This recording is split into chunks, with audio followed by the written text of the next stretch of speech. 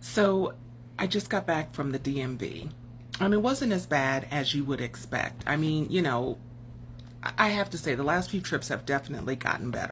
The last time I went, I think I mentioned I saw a man wearing his wife's wig. It wasn't a toupee. It was definitely his wife's wig. But anyway, this time, so my youngest was getting their ID renewed.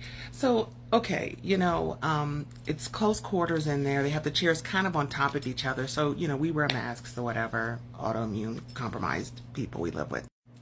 So anyway, wearing a mask and there's seats. It's not like it's jam-packed, right? But this dude and his wife sit right next down to us, sit right next to us, right?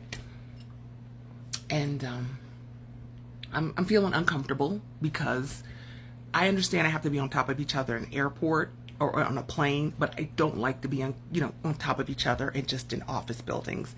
And so this guy's head is turned. I'm looking straight ahead. I really am. I'm looking straight ahead. His head's turned and I look and that motherfucker is looking at me.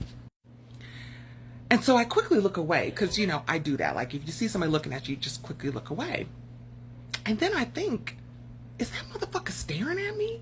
So I look again, because his head is still turned. He's still staring at me. This is a grown-ass man.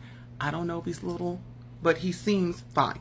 So I'm like, why is this motherfucker staring at me? Because I'm wearing a mask? And when I tell you he's next to me and the chairs are right on top of each other. So he's, if my face is here, he's like right here. And he's turned and looking at me. And it's not a complete turn looking at me. It's more like this.